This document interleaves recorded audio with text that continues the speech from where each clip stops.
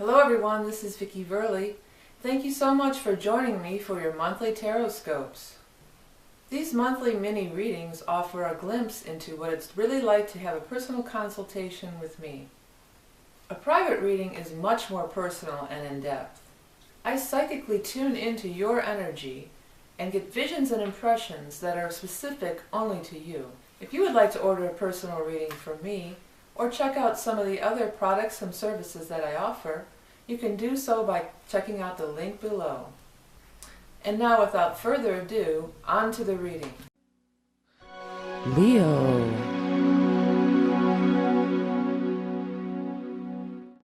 Hello, Leo.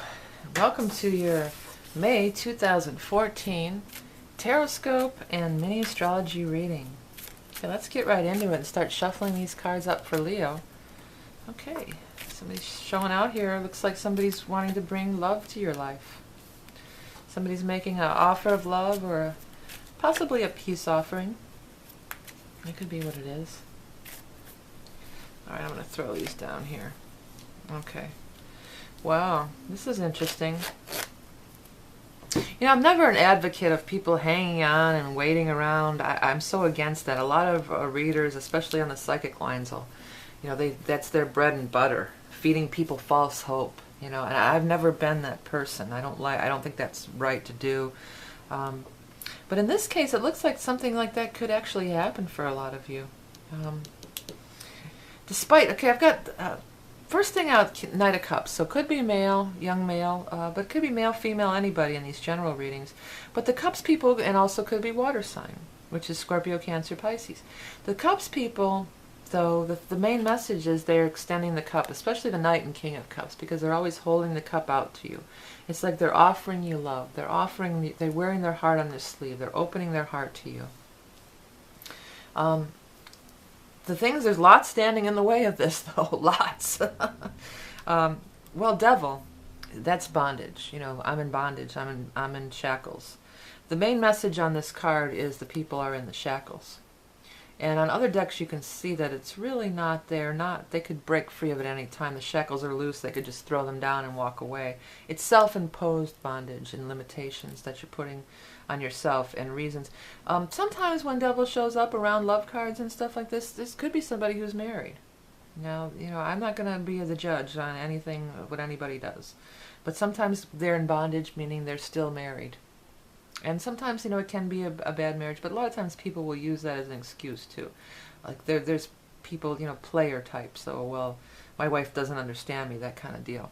So, you have to be wary about that. I mean, that's going to be to your own discretion, whether you want to move forward with that. I feel more like this is your own stuff, though, that you're in bondage to over the past. And the interesting thing here is I've got King and Queen of Rods in reverse.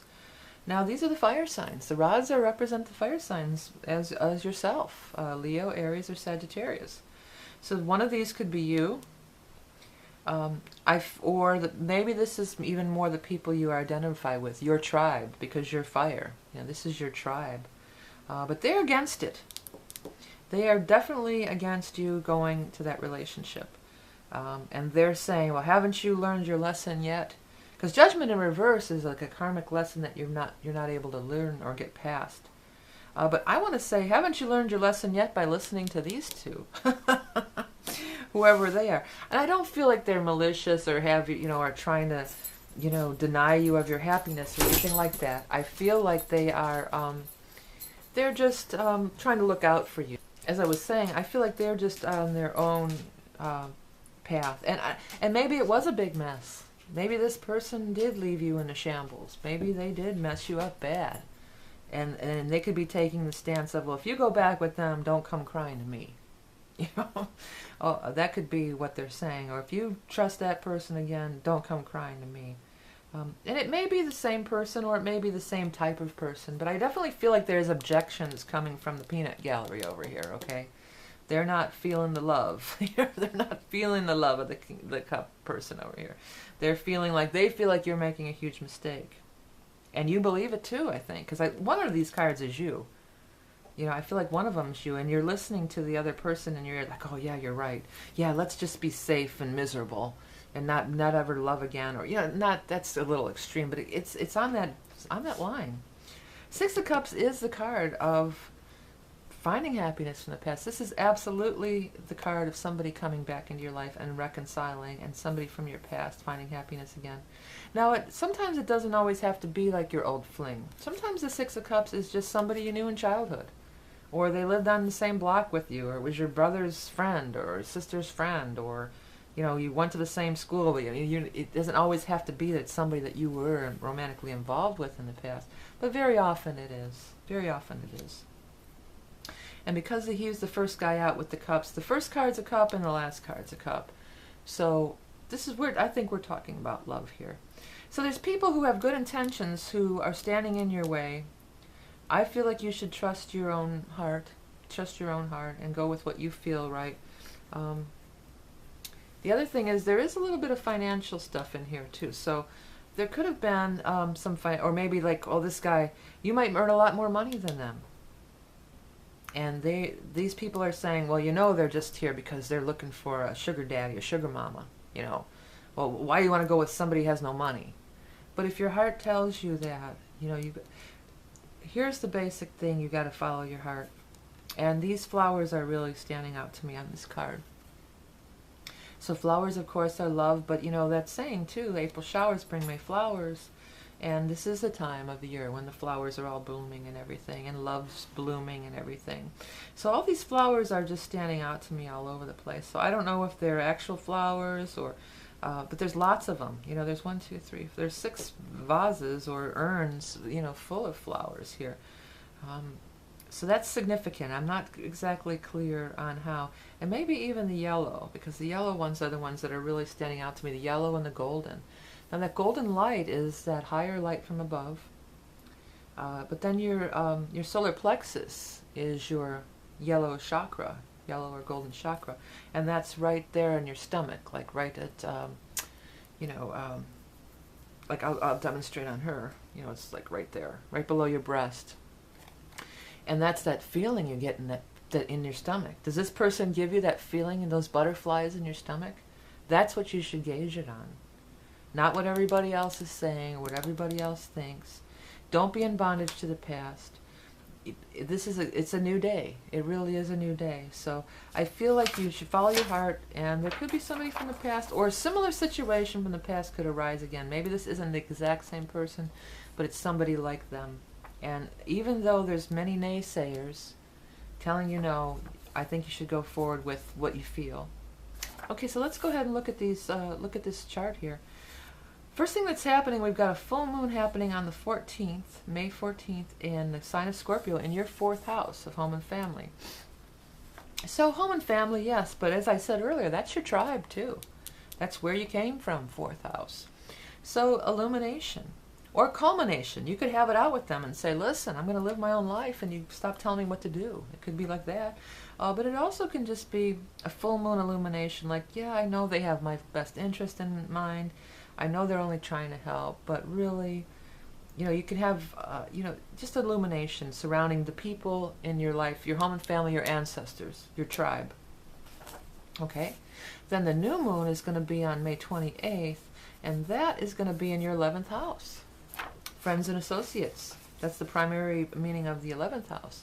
So you could definitely break into a new group of friends. It's a great time. And even, you could, this is the new moon on the 28th. This is a great time just to get out and be around new people.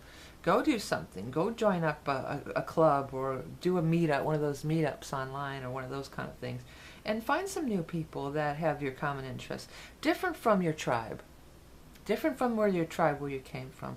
A new group. And with Gemini, it could even be something that you have more like a mental, not necessarily love relationships, more just something mental that you enjoy conversation, or it's something having to do with learning. Gemini is the house, you learn. It's learning, it's mental communication, it's thinking, learning, pondering, philosophy even, Yeah, so my big message for you is to listen to your own heart. Don't be swayed by what other people say.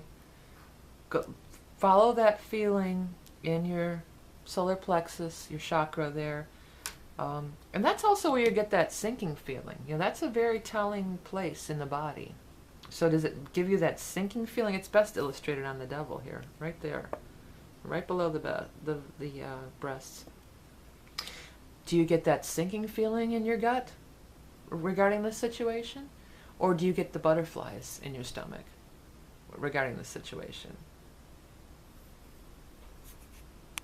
Okay, so that about does it for this month's Tarot Scopes. Before we go, I wanted to tell you that my book is out. It's called Tarot in the Modern World by vickieverlie, and I drew the picture of me on the cover. It's kind of, cartoonish. And it's me with the sun card in the background. And then, of course, on the back I have the moon card on the background. The paperback is formatted a little better than the Kindle version because I had to do it myself. And it was pretty difficult to format it to fit every platform in the Kindle. But what it is, I go through and I do each card. And I have a description, a little poem that helps you memorize. And then I, these are my interpretations that I've developed over the years. So many of you I know do watch these videos in learning tarot. So if you're trying to learn tarot from me, I decided this would be the best way to do it. It's 189 pages long. It's not, it's not a very long book, or 186 pages long. I do a little bit of an introduction in the beginning, a couple pages about laying out the cards, and then it just goes through card by card with my little poems there. Maybe geared more towards the beginner tarot reader, but I think even people who are seasoned readers may get some benefit out of it. Very reasonably priced. The paperback is listed for $11, but I believe that they've been selling it on Amazon for somewhere like $9 and something.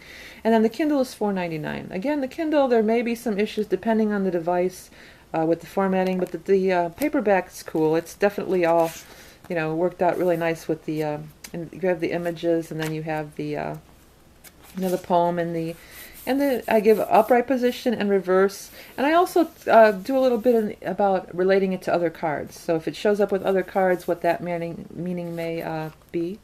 And I'm pretty proud of it, and it's pretty cool.